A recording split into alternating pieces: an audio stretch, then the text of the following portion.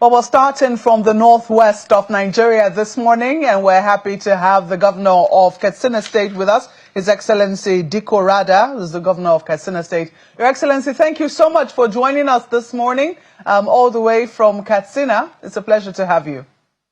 Thank you for having me. Let us start with, the new signage of the tax reform laws. I know that has been the work of compromise and will I say give and take, so to speak. Because initially we know that the 19 governors of the northern region had, kicked against it and had taken their objections now to the National Economic Council. Thankfully, they were able to move beyond all of the hurdles at the National Assembly. And today we have a new tax reform law, which will be kicking off on the 1st of January 2026. I wanted to ask what your expectations of that tax reform law are. Thank you very much. Fundamentally, I think what we have witnessed during that time is a call for the unity and support for the Nigerian government in all ramifications. We are subnationals and we care much about the happenings of our people and the consequences of any law to our people. So on that note, that was why the 19 northern states took that position, not because they were against the government, but because they want to bring about a better unity for the development of our country.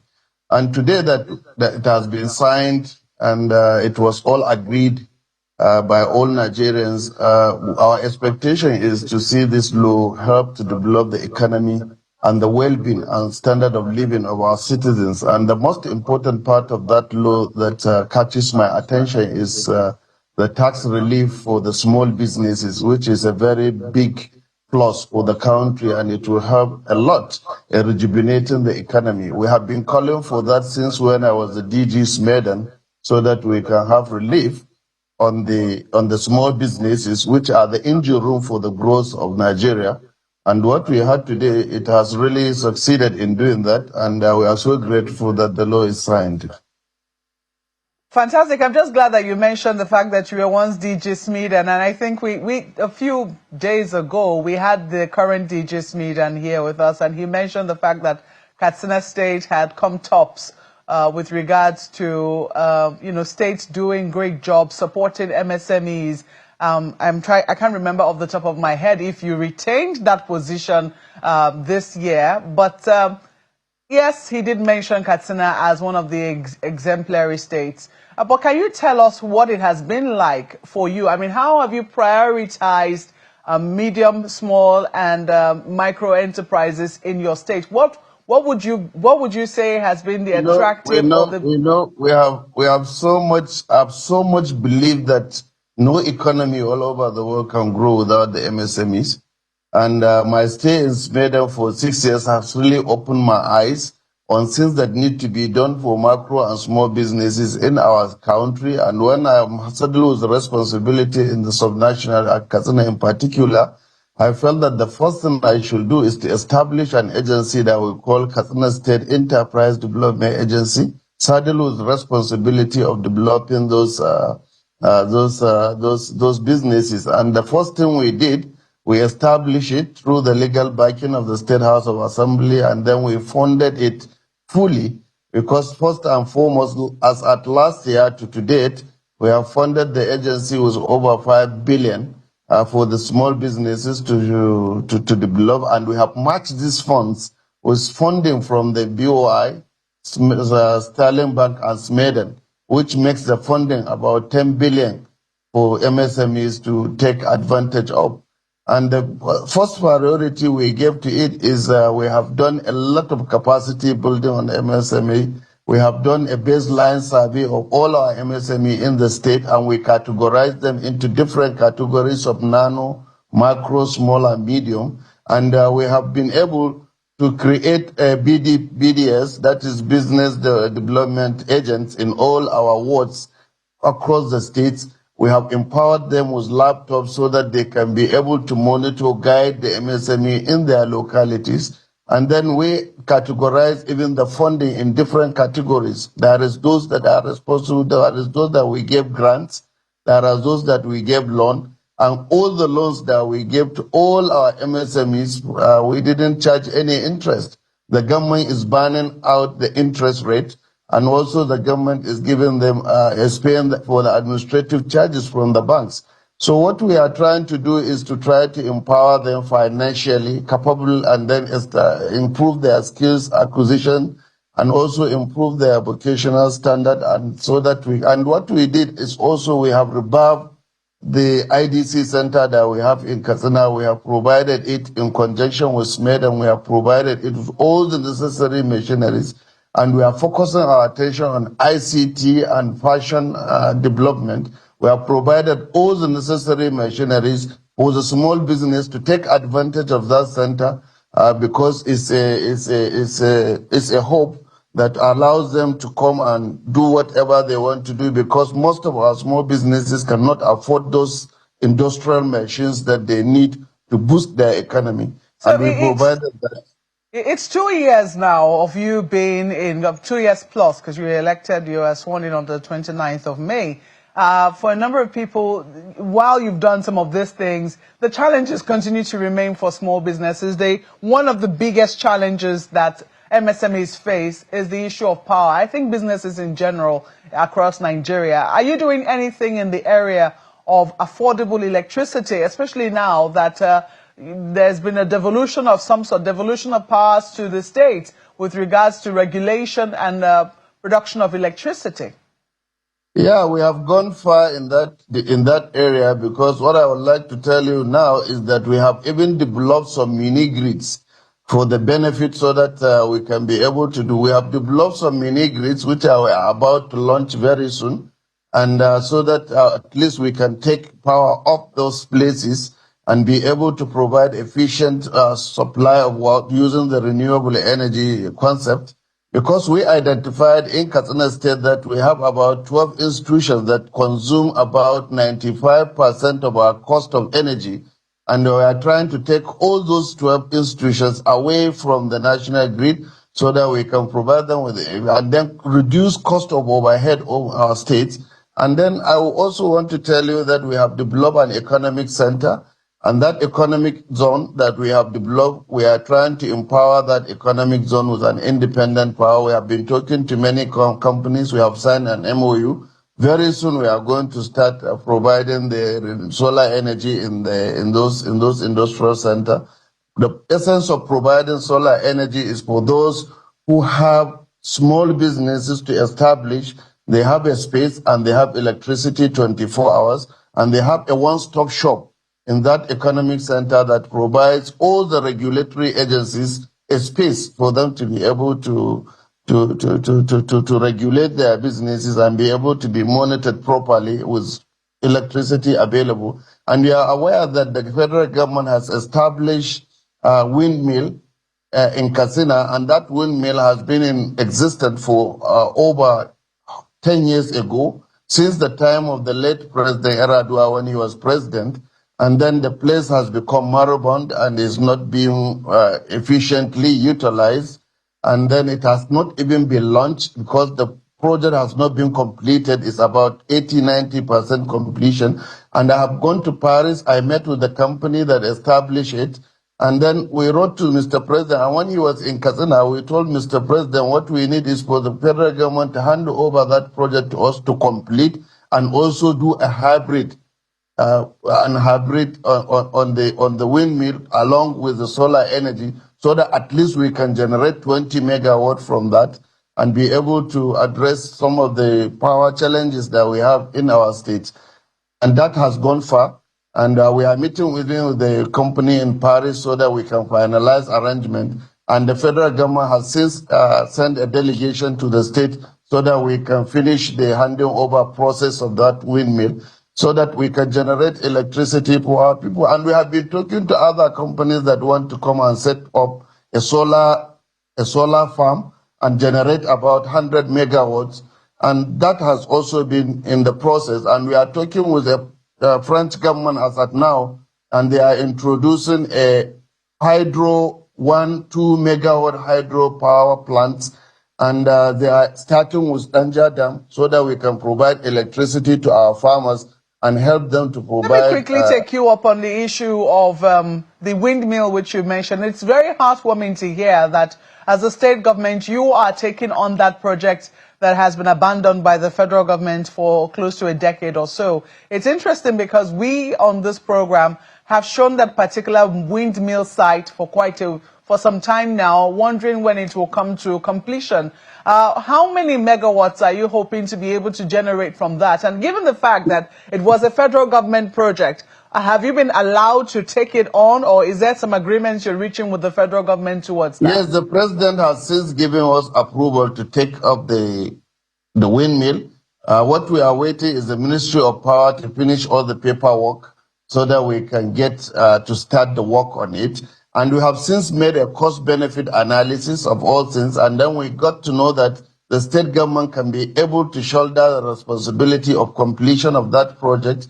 And we also, because the way the project was conceived, is supposed to be a 10 megawatt windmill.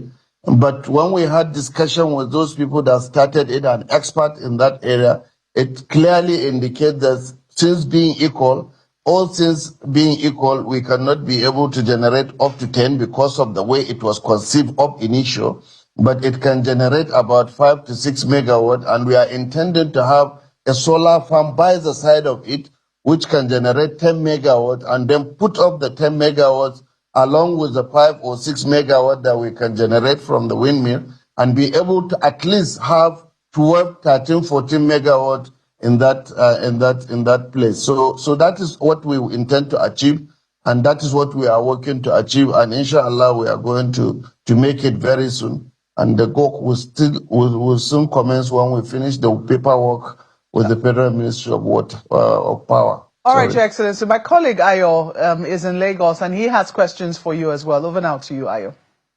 Okay. Your Excellency, good morning, and wonderful to hear that, I mean, someone who has run the micro, small, and medium enterprises apparatus of the country, you definitely understand the terrain. But of all the wonderful and lofty things that you have talked about, the begging question would be, how much of that, how do you secure investments? We all know that banditry, terrorism, kidnapping, they are no longer just state or regional issues. Now, they are national issues as well. But for you in Kaduna State, what is the plan? Because to hear that sometimes it will seem like insecurity throws a curved ball at us and we just suddenly react to it when it comes, it's a little disturbing. For farmers, for micro, small, and medium enterprises, what is your own? I know you don't have all the apparatus of state for all of that. We'll come to that. But what is your own strategy of securing the investments of the people that you invite to come invest in Katsina State? I'm quite aware of the fact that the security situation in the country is a holistic thing, and it's something that affects all parts of the country in one way or the other. And we came readily, we are fully informed, and we are really ready to face the challenges, because we are quite aware that there is security challenges in our state. When I took over the state, about 24 local governments are they are all being affected by the insecurity. But when we came in, we established what we call Katsina Community Watch Corps, and we are able to provide them with equipment, training, and then we provided them with requisite laws, and then we provided them with what law allowed us to do in terms of firearms. And then they dealt with the situation as much working with the conventional security agencies in our state. We are not saying that there is still no insecurity in our state. There are still some pockets of insecurity, but it has drastically reduced to what it used to be. And now that we can say that we have pushed the insecurity to the local governments that borders the forest, and then we are also, even at that, you will see that most of the insecurity are pockets. And then, and we have reduced it. If you come personally and inspect those local governments and talk to the locals, you will hear their own view. about how the insecurity is in the state. And you know that the insecurity situation has been escalated to the level that when you come to the state, you feel that everywhere you will see bandits, everywhere you will see killings and all these things. It's not the way people were escalating and scaling up these things. People have to be fair on what the government is doing to address this situation, because no meaningful development is going to take place if there are a lot of insecurity issues. What we tried to do was to secure the state as much as we can and reduce the level of insecurity. And we are quite aware that the state governors are state security chiefs, but they are not, the army and the police are not responsible and are not answerable. They are not answerable to us, but we are collaborators. We work together.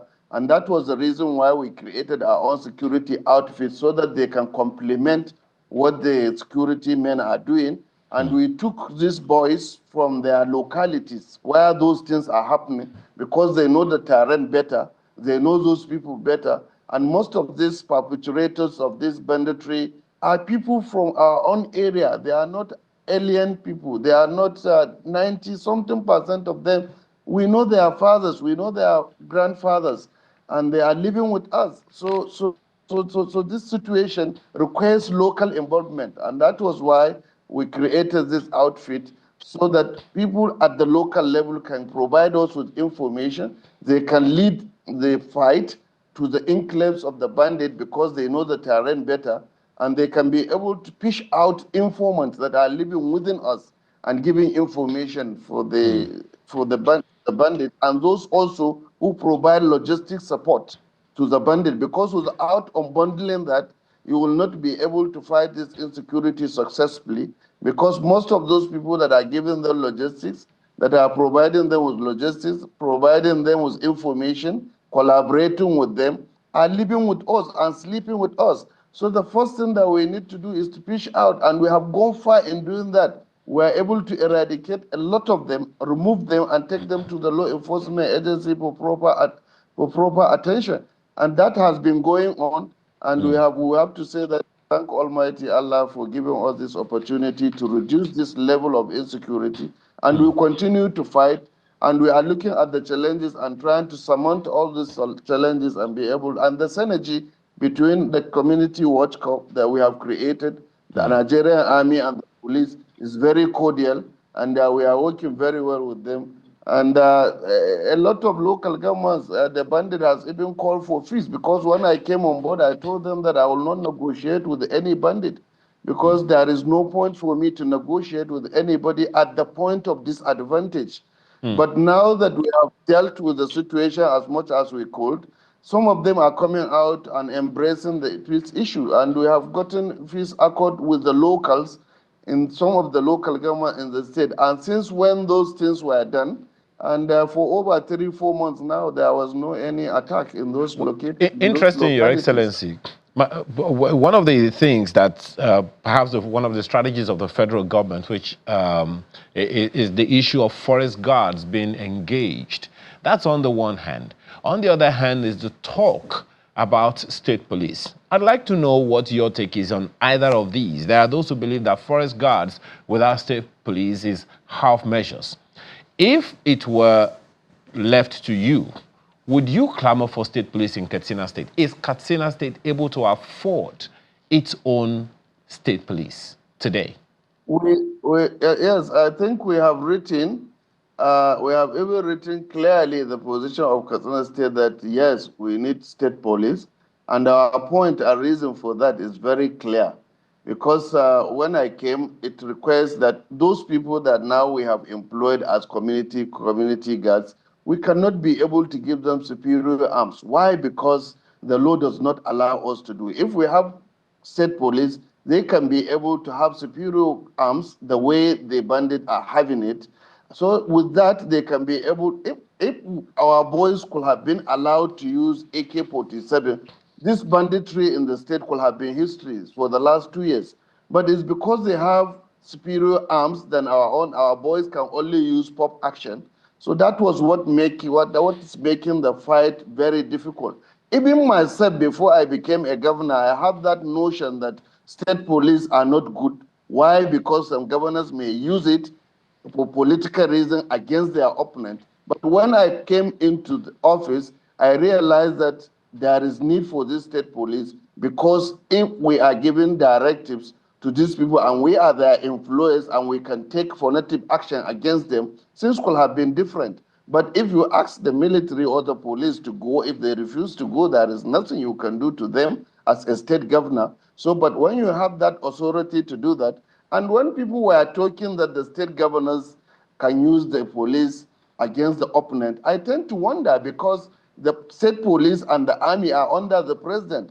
And we are all living witnesses in Nigeria. A sitting president will not be able to secure a second term. Why? Because he has the control of the police and the army, but he hasn't has control over the voters. So it is really funny for somebody to tell you that someone will take advantage. Nigeria is growing, the democracy is developing. So the issues of somebody manipulating this and that is now fading away.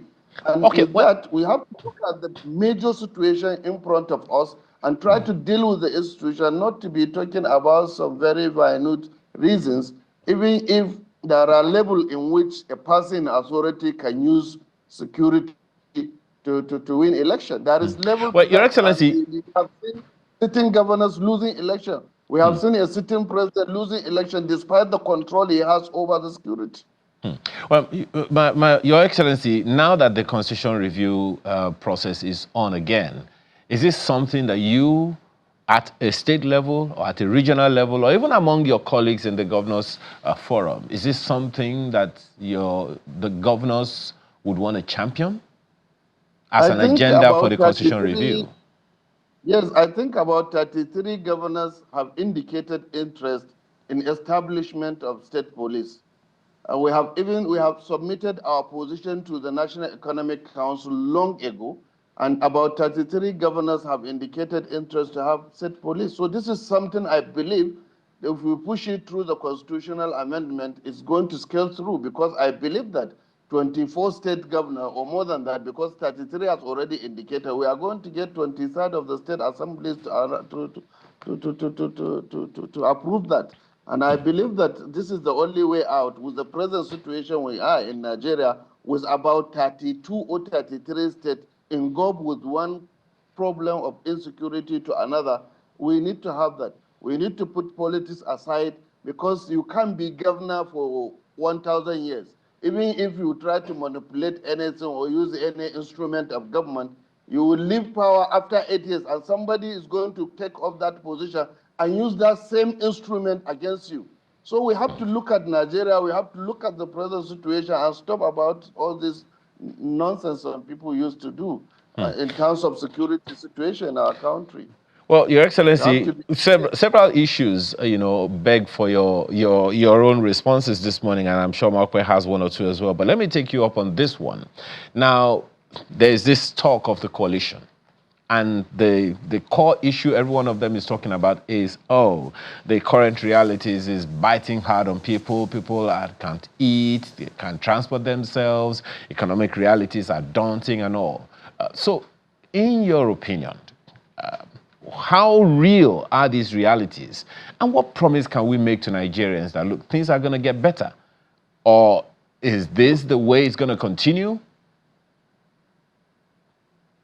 Look, this country, we tend to forget things easily. Not long ago, last 2 years or last 3 years or so, we were shouting about the hardship under the regime of General Muhammadu Buhari or President Muhammadu Buhari.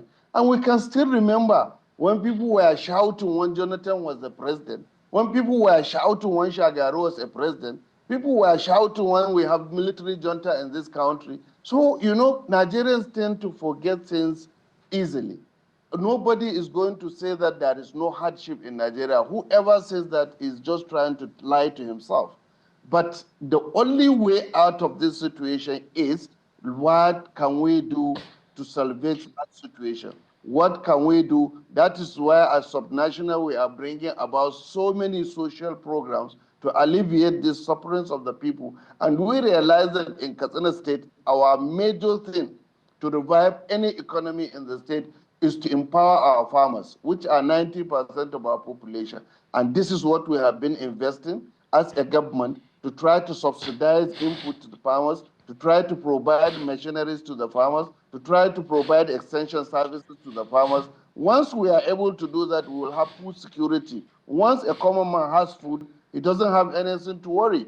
He concentrates on what he's doing and his businesses, and we are providing opportunity and funding for support of MSME, support of agri-businesses, so that at least, and we are training our teaming youth now, graduates, into agricultural production in different aspects, and we are training them for 6 months, within which we will graduate them, give them land, give them money to put up their businesses, and be employers of labor.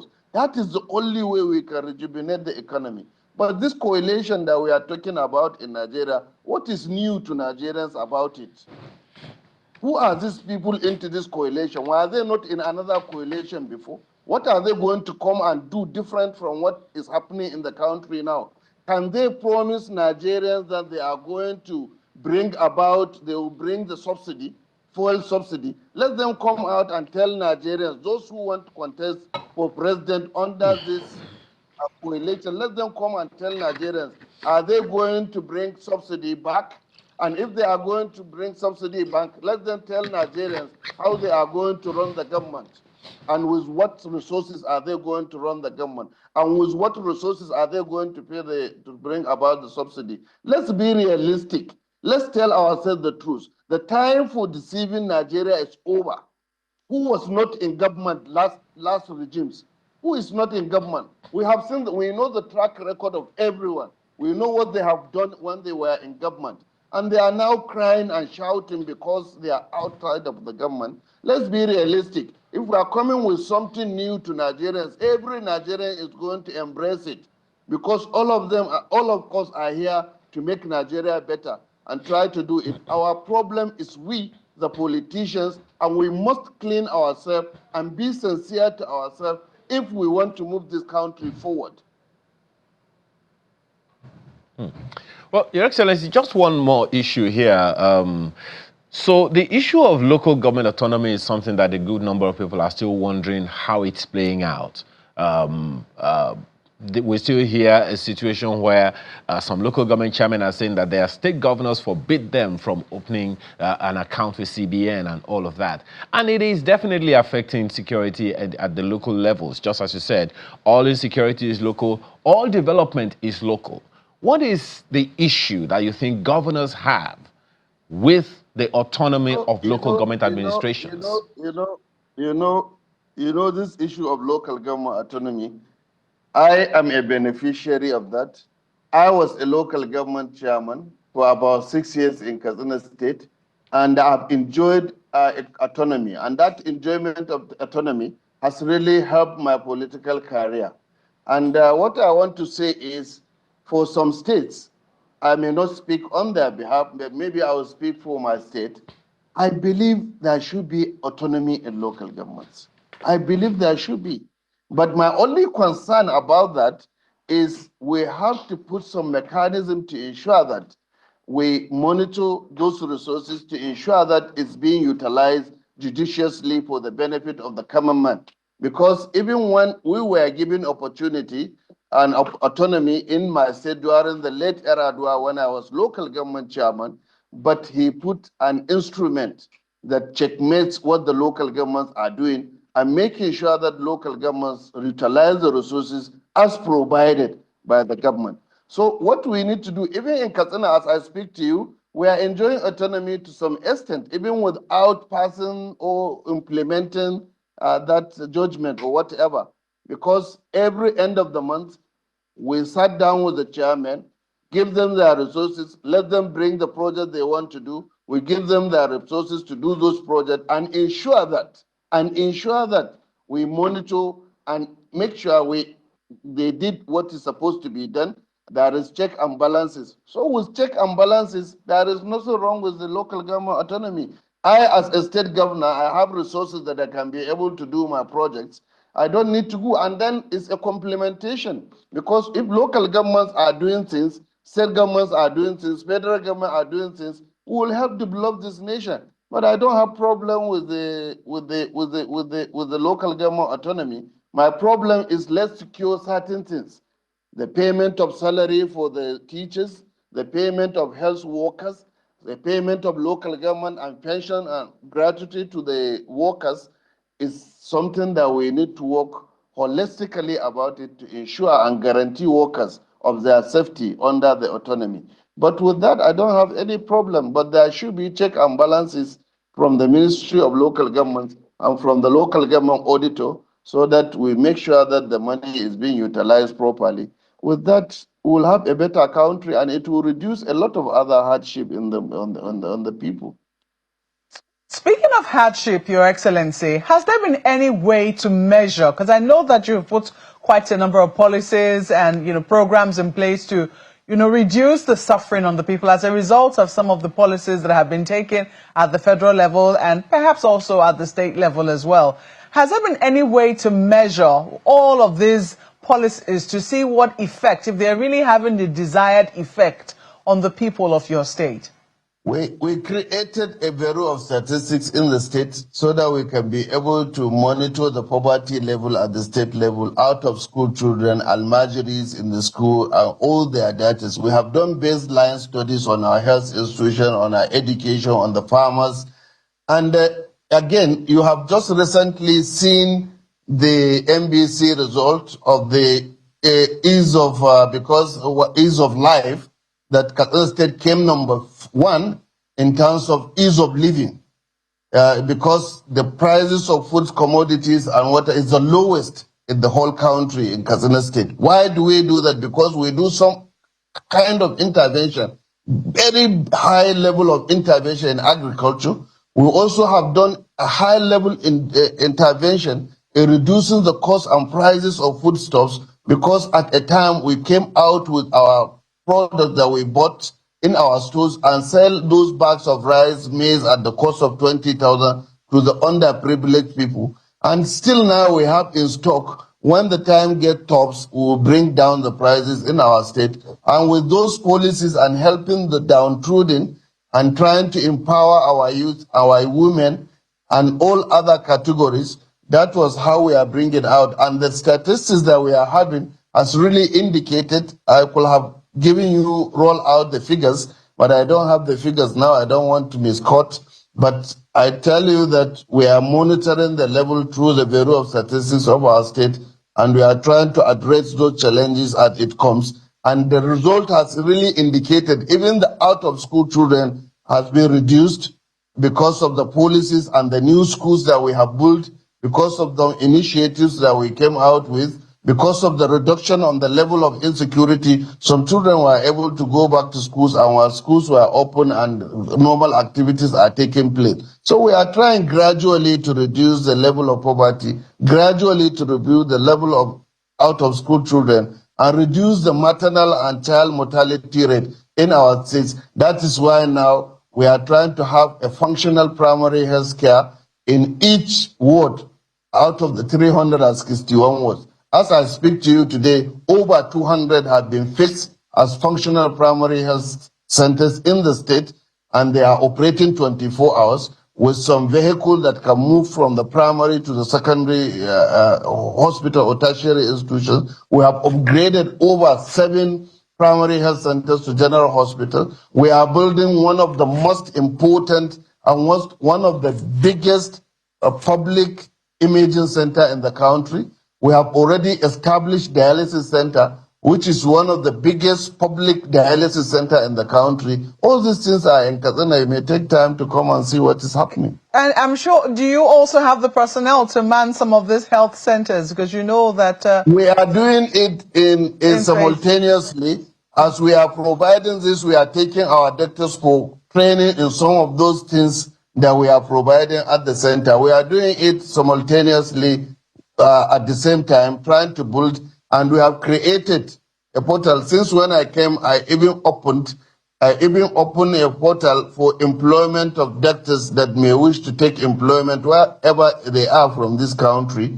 And it's still open. We have recruited some more doctors, And I have taken about 40 students to Egypt for last year to study MBBS, and they are doing very well. And we have tied them to their local government. So when they come back, they will go and work in their local government for a certain period. So we are doing a lot of other things to support the health institution with personnel. And we have recruited now over 700 health personnel into our institution. And we are going to do about 3,000 by next year, inshallah. Your Excellency, it's a fine place to leave it. We certainly will be keeping tracks with you over the next 2 years that you have in office. I believe also that you might be seeking re-election. But we have to thank you so much for speaking with us this morning on Sunrise Daily. And I'm extending my invitation. When you have time, please come to Katsina and see to yourself what we have done. Thank you very much, Your Excellency. We certainly will consider that invitation. We've been speaking with His Excellency Governor Diko Rada of Katsina State.